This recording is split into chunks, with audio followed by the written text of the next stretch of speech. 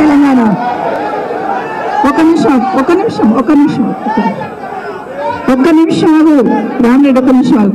ఒకసారి స్లోగన్ సిద్ధమా గట్టిగా? జై తెలంగాణ, జై కేసీఆర్, జై కేటీఆర్. అందరికీ నమస్కారం.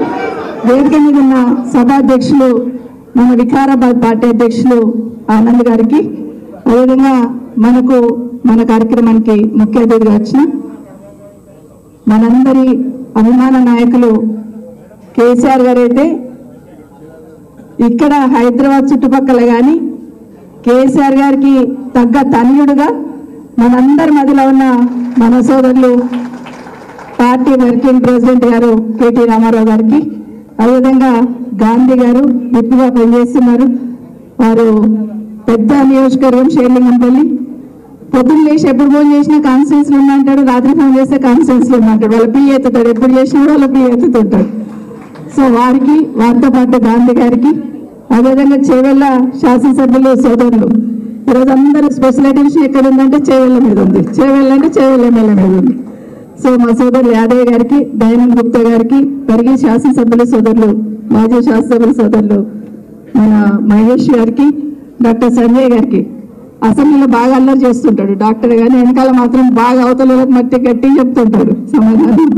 సంజయ్ గారికి, అదేవిధంగా మా సోదరులు తాండూరు సోదరులు శాసనసభ్యులు, మాజీ శాసనసభ్యులు రేవతిరెడ్డి గారికి, అదేవిధంగా మన అభ్యర్థి కాసాని జ్ఞానేశ్వర్ గారికి, నాగేంద్ర గౌడ్ గారికి, కృష్ణమూర్తి గారికి, అదేవిధంగా విజయ్ కుమార్ గారు మాజీ మన మున్సిపల్ జిల్లా పరిషత్ వైస్ చైర్మన్ గారికి, ప్రస్తుత వికారాబాద్ జిల్లా పరిషత్ వైస్ చైర్మన్ గారికి, వేదిక మీద ఉన్న గౌరవ కార్పొరేటర్స్ కి, గౌరవ మేయర్స్ కి, చైర్మన్స్ కి, మున్సిపల్ చైర్మన్స్ కి, జెడ్పీటీసీలు, ఎంపీపీలు, చాలా మంది హోదాలో ఉన్న వాళ్ళందరూ ముఖ్యంగా కూర్చున్నారు.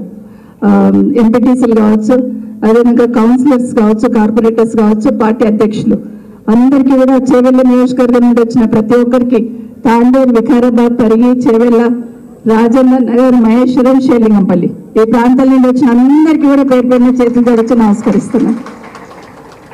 గాంధీ గారు మాట్లాడుతూ చేవెళ్ళ చెల్లెమ్మ అన్నాడు. మనసు పులకరించిపోతుంటుంది అట్లా నాకు చేవెళ్ళ చెల్లెమ్మ అనగానే, ఎందుకంటే అది ఇంటి పేరులాగా అయిపోయింది. చాలా సంతోషం. కాబట్టి చేవెళ్ళ పార్లమెంట్, ఈరోజు చేవెళ్ళ పార్లమెంట్లో జరుగుతున్న ఎన్నికల్లో మనం కాసాని జ్ఞానేశ్వర్ గారిని గెలిపించి గులాబీ జెండా ఎగిరించి కేసీఆర్ గారికి గిఫ్ట్గా ఇద్దాం అనేది ఒకటి మనం అందరం కూడా కోరుతా ఉన్నాం అందుకందరు. సో ఇక్కడ ఉన్న మీ అందరినీ కూడా గత 20 సంవత్సరాల నుండి చాలా మందిని చూస్తున్నాను నేను. 20 సంవత్సరాల నుండి ఎప్పుడు అధికార పార్టీలో ఉన్న వాళ్ళు ఏం కాదు, ప్రతిపక్షంలో ఉండి ఎట్లా పోరాటం చేయాలో, అధికార పార్టీలో ఉన్న వాళ్ళకి ఎట్లా బుద్ధి చెప్పాలో, ఎట్లా పనిచేయాలో తెలిసిన వాళ్ళే ఇక్కడ చాలా మంది ఉన్నారు. కాబట్టి ఇది కొత్త ఏం కాదు. ప్రజల కోసం ప్రజల మధ్యలో ఉండి పనిచేస్తున్న వాళ్ళు చాలా మంది ఇక్కడ ఉన్నారు. ఈ ఎన్నికల్లో మాత్రం దయచేసి మీకు అందరికీ నా విజ్ఞప్తి ఒకటి, కేటీఆర్ గారు మాట్లాడతారు, నేను ఎప్పుడు మాట్లాడుతూనే ఉంటాను, కానీ మీ అందరికి ఒక్క విజ్ఞప్తి చేస్తున్నాం. మన పార్లమెంట్ ఏరియాలో ఎక్కడ ఏ చీమ చిటుక్కుమన్నా మాకు ఇబ్బంది ఉందమ్మా అంటే మేమందరం పరిగెత్తుకొస్తాం. అది గుర్తుపెట్టుకోండి. కింద ఎవరో కేసులు పెడుతున్నారు, ఇబ్బంది పెడుతున్నారు అంటే ఏమీ భయపడాల్సిన అవసరం లేదు. ఒకరి దగ్గరికి వచ్చిందంటే 100 మంది మనం పరిగెత్తొచ్చినట్టు మేమందరం ఉన్నాము. మరొకసారి మీకు అందరికి కూడా విజ్ఞప్తి చేస్తున్నా, మీ శాసనసభ్యుల సోదరులందరూ నిజంగా వికారాబాద్ జిల్లాలో ఎలక్షన్ కన్నా ముందు నేనేమనుకున్నానంటే ఫస్ట్ గెలిచే సీటు పరిగి అనుకున్నాను. ఎందుకంటే అంత బాగా పనిచేసుకున్నాడు. తర్వాత రోహిత్ రెడ్డి గారు గట్టిగా ఫైట్ చేస్తూ ఉండి, గట్టిగా తిరుగుతూ ఉండి, ఎప్పుడు 6 నెలల ముందే మొదలు పెట్టినాడు, ఆయన గెలుస్తాడు అనుకున్నాం. అట్లాగే మా ఆనంద్ గారు అధ్యక్షులు ఖచ్చితంగా గెలుస్తారు. ఇంకొకటి కూడా ఏమనుకున్నానంటే వికారాబాద్ జిల్లా కావాలని ఎన్నో రోజుల నుండి పోరాటం చేసినాం కదా, కేసీఆర్ గారు వికారాబాద్ జిల్లా చేశారు కాబట్టి వికారాబాద్ లో ఉన్న వాళ్ళందరినీ గెలిపించి రుణం తీర్చుకుంటారు వికారాబాద్ ప్రజలు అనుకున్నాం. కానీ చిన్న కట్టు దాకినంత మాత్రం వెనక్కి పోవాల్సిన అవసరం లేదు. ఇంకా కసిగా ఈ ఎన్నికల్లో గట్టిగా పనిచేసి కేసీఆర్ గారు రుణం తీర్చుకుంటట్టు మనము ఎంపీ అభ్యర్థిని గెలిపించి పంపిద్దాం. ఇంకోటి కూడా నా విజ్ఞప్తి ఏంటంటే, ఇంతకుముందు మాట్లాడితే అందరు చెప్పారు, విశ్వేశ్వర రెడ్డి గారు ఎవరో తెలియదు, కేసీఆర్ గారు పంపించారు కాబట్టి గెలిపించి పంపించారు. రంజిత్ రెడ్డి గారు ఎవరో తెలియదు, కేసీఆర్ గారు పంపించారు కాబట్టి గెలిచి పంపించాం మనం. కానీ అంతో ఇంతో 10 సంవత్సరాలు మన జిల్లాలో సేవ చేస్తూ జిల్లా పరిషత్ చైర్మన్ గా, ఎమ్మెల్సీగా ప్రతి ఒక్కరితో మమేకమై ప్రతి ఒక్కరితో అనుబంధాన్ని పెంచుకొని 96 కులాలని ఒక వేది మీదకి తీసుకొచ్చి 96 కులాల గొంతుక నేనుంటా అని చెప్పి ఆ రోజు ప్రయత్నం చేస్తున్నారు కాసాని జ్ఞానేశ్వర్ గారు. కాబట్టి ఈ రోజు నేను విజ్ఞప్తి చేస్తున్నా, బడుగుల గొంతుగా పార్లమెంట్ వినిపించాలి మన చేయాలని ఏంటంటే ఖచ్చితంగా కాసాని గారు గెలిపించి రావాలి. మనం కూడా లౌక్యంగా పనిచేద్దాం. కింద గ్రామాలలో మొన్న ఎలక్షన్లు ఎన్ని ఓట్లు వచ్చినాయి, దానికి డబల్ ఓట్లు తీసుకురావాలని గ్రౌండ్ వర్క్ మనం చేద్దాం. అవతల పార్టీలో ఉన్నోడైనా కానివ్వండి, జ్ఞానేశ్వర్ గారికి ఈ చోట గెలిపిద్దాం, పంపిద్దామని మనం అందరం చెప్తే తప్పకుండా అందరూ కూడా ఆశీర్వదిస్తారు, అందరూ కూడా గెలిపిస్తారని కూడా మనం చేస్తున్నాం. ఇంకోటి కేసీఆర్ గారు ఏం చేసిందని మాట్లాడుతున్న వాళ్ళకి ప్రతి ఒక్కరికి కూడా ఈరోజు ఆ ప్రస్తావన రాకుండా ఉండడానికి అధికార పార్టీ వాళ్ళు ఒక జిమ్మిక్ ప్లే చేస్తా ఉన్నారు. నా విజ్ఞప్తి ఏంటంటే, ఇంతకుముందు తమ్ముడు మాట్లాడుతూ చెప్తున్నాడు కేసీఆర్ గారు నిశానా జరిపేస్తామని. తెలంగాణ రాష్ట్రం అని పలికిన రోజులు పక్కన కేసీఆర్ వాద పదం వినిపిస్తూ ఉంటుంది. సో ఇప్పుడే గాంధీ గారు చెప్తున్నారు, అమ్మ మార్పు మార్పు అన్నారు కదా, కాంగ్రెస్ లో మార్పు మొదలుగా తీసుకొస్తూనే ఉన్నారు. పెన్షన్లు వేస్తలేరు, లైట్లు పోతున్నాయి, కరెంటు పోతుంది, నీళ్లు చక్కగా వస్తలేవు, పంటలు ఎండిపోతున్నాయి. మన క్రిస్టియన్ వాళ్ళ క్రిస్మస్ పండుగ వస్తే క్రిస్మస్ గిఫ్ట్స్ చెప్పారు. ఇప్పుడు రంజాన్ పండుగ వచ్చింది, రంజాన్ తోఫా కూడా ఇప్పుడు పత్తా లేదని చెప్తున్నారు. ఇది వాస్తవమా కాదా? లేకపోతే కేసీఆర్ గారు కొట్టుకుంటుంది, ఒక రంజాన్ పండుగ వస్తుందా అంటే నెల రోజుల ముందే మమ్మల్ని అందరిని అలర్ట్ చేస్తుండే, ఏమైతుంది రంజాన్ తోఫా రెడీ అయినా లేదా. బతుకమ్మ పండుగ వస్తుందంటే నెల రోజుల ముందే కేటీఆర్ గారిని అలర్ట్ చేస్తుండే, ఏమైనా చీరలు తయారైనా లేదా, పోతున్నాయా లేదా. ఇట్లా ఒక తండ్రిలాగా ప్రతి ఒక్కటి ఫాలోఅప్ చేస్తూ ఉంటున్న కేసీఆర్ గారి విలువ ఇప్పుడిప్పుడే తెలిసింది జనాలందరికీ. అయ్యో పొడగొట్టుకున్నామా అని ఫీల్ అవుతున్నారు. కాబట్టి మీరు అందరు కూడా మన రంగారెడ్డి జిల్లాకైతే మన యాదయ్య గట్టిగా మాట్లాడండి. ఇప్పుడంటే చందన్వెల్లిని ఈరోజు సిలికాన్ వ్యాలీ లాగా చేసి పెట్టినారు మొత్తం. కాబట్టి ఎక్కడ చూసినా అక్కడ మొత్తం కంపెనీలను తీసుకొచ్చి అక్కడ వేస్తున్నారు. మన మహేష్లా తుక్కు కూడా చూసుకుంటే ఫాక్స్కాన్ లాంటి కంపెనీ తీసుకొచ్చి ఏ విధంగా తీసుకొచ్చిందని మనం చూస్తున్నాం. అట్లాగే తాండూరు సంబంధించి తాండూరు అన్నిటికన్నా ముఖ్యంగా 111 జీవో గురించి కేసీఆర్ గారు మాట ఇచ్చారు కాబట్టి 111 జీవోని ఎత్తేయాలని రెండోసారి ముఖ్యమంత్రి కాగానే మొట్టమొదటిగా దాని మీద దృష్టి పెట్టి ఎప్పుడు కలిసినా కూడా మీ యాదయ్య గారు నేనున్నా ఎప్పుడున్నా ఆడ మాట్లాడుతున్నప్పుడు 111 ఎత్తేయండి సార్ అని అడుగుతూ ఉంటుండే ఎప్పుడైనా కూడా. నిజంగానే కేసీఆర్ గారు ఇచ్చిన మాట కట్టుబడి 111 జీవోని ఎత్తేస్తున్నారు. కాబట్టి మీరందరూ కూడా దయచేసి మీకు అందరికీ కూడా కింద మళ్ళీ మాట్లాడే ప్రయత్నం చేస్తున్నాడు.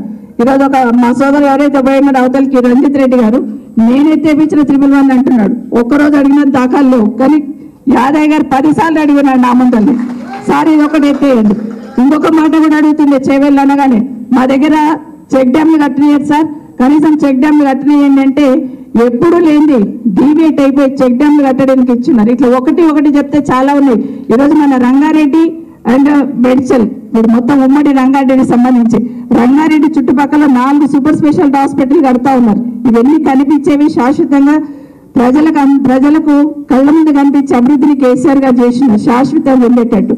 ఈరోజు విచిత్రం ఏంటంటే ఇటు మల్కాజ్గిరి కానీ ఇక్కడ కానీ ఇప్పుడే మంత్రి మన కేటీ రామారావు గారు అంటా ఉన్నారు, ఇక్కడ ఇద్దరు ఎంపీ క్యాండిడేట్లు ఎవరైతే అవతలకి వెళ్ళి బీజేపీకి వెళ్ళి కాంగ్రెస్కి వెళ్ళి కొట్లాడుతున్నారో కేసీఆర్ గారు పుణ్యాన్ని వాళ్ళు ఎంపీ అయినారు, రాజకీయంగా వాళ్ళకి అనుభవం వచ్చింది.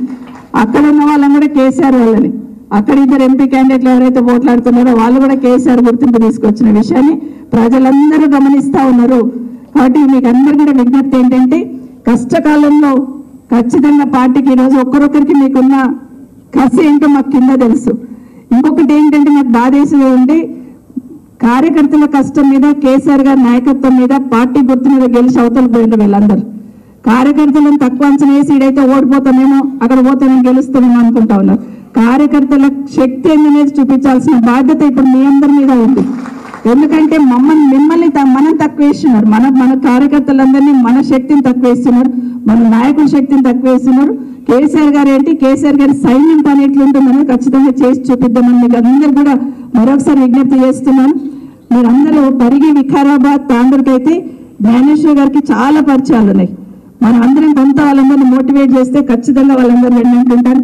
గాంధీ గారు కానీ గాంధీ గారితో ఎప్పుడు నేను కొట్లాడుతుంటే కేటీఆర్ గారు షేర్లింగంపల్లి వచ్చినప్పుడల్లా గాంధీ గారికి కేటీఆర్ గారు మాట్లాడుతున్నప్పుడు నేను చెప్తుంటే అన్ని డబ్బులు తీసుకొచ్చి అన్ని డెవలప్మెంట్ అంతా షేర్లింగంపల్లి చేశారు ఏంటంటే మంత్రి గారు అని గొడవ పడుతుంది నేను. ఎందుకంటే ఆ ఫ్లైఓవర్లు స్కైవేలు అవన్నీ చూస్తూ అండర్ పాస్లు చూస్తూ ఉంటే రజనీకాంత్ లాంటి వాళ్ళు వచ్చి అసలు హైదరాబాద్ అయినా అన్నారంటే అది ఎవరి గుర్తింపు, ఎవరి అభివృద్ధి? కేసీఆర్ గారు చేసింది, కేటీఆర్ గారు చేసింది కదా. ఈ రోజు మాట్లాడుతూ ఉన్నారు, చిల్లర రాజకీయాలు, చిల్లర మీడియా మాట్లాడుతూ ఉన్నారు. ఈరోజు హైదరాబాద్ కి విశ్వనగరంగా గుర్తింపు వచ్చినట్టు ఇంత బాగా చేసుకున్నామంటే డెఫినెట్ గా దాని వెనకాల కేసీఆర్ గారి ఆలోచన, కేటీఆర్ గారి ఆచరణ, స్థానిక శాసనసభ్యుల సహకారంతోనే చేయడం జరిగింది. కాబట్టి ఈరోజు షేర్లింగంపల్లి కానీ, రాజన్న నగర్ కానీ, మహేష్ కానీ మంచి మెజార్టీతో గెలిపించున్నారు. మాకు వచ్చిన మెజార్టీ కన్నా డబల్ మెజార్టీ రావాలని విజ్ఞప్తి చేస్తున్నాం. ఎందుకంటే షేర్లింగంపల్లిలో 50,000 వచ్చినాయా అంటే 1,00,000 మెజార్టీ రావాలాడు ఎంపీ గారికి. అయితే 50,000 మెజార్టీతోనే మా ఎమ్మెల్యే గారు గెలిచినారు కదా షేర్లింగంపల్లిలో. దానికి డబల్ ఇచ్చినట్టు చేయండి. రాజన్న గారు ఎమ్మెల్యే గారు మొన్ననే చెప్పినారు, పొద్దున ఫోన్ చేశాక నా కూతురు పెళ్ళి ఉంది కాబట్టి నేను రాలేకపోతున్నాను, నా మాటగా కూడా చెప్పండి. అందుకే చంద్రారెడ్డితో ముందు మాట్లాడించిన, ఎందుకంటే వాళ్ళ కాన్స్టిట్యూన్సీకి వెళ్ళి మొదలు పెట్టినా. నా మాటగా చెప్పండి అక్క, పెళ్లి కూతుర్ని చేస్తున్నాము, మన్మరాలది పెళ్లి కూతుర్ని చేస్తున్నాము, 31st రోజు పెళ్లి ఉంది కాబట్టి నేను ఉండాలక్క, నా మాటగా చెప్పండి అన్నారు. కాబట్టి నేను చెప్తున్నాను గట్టిగా. అందుకే ఫస్ట్ చంద్రారెడ్డితోనే మాట్లాడించినాం. ఇంకొక మాట చెప్తున్నాను, నాకు ప్రకాష్ ఏం చెప్పిందంటే, అక్క నా కాన్స్టిట్యూన్స్ లో నాకు 32,000 వచ్చినాయి, నేను 64,000 తెస్తాక ఛాలెంజ్ చెప్తున్నా. మరి మీ కాన్స్టిట్యూన్స్ లో మీకు 26,000 వచ్చినాయి, మరి మీరు కూడా తీసుకురావాలి, అట్లాగే మీ వాళ్ళకి చెప్పండి అన్నారు. ఇది కూడా ఛాలెంజ్, దయచేసి గుర్తుపెట్టుకోండి.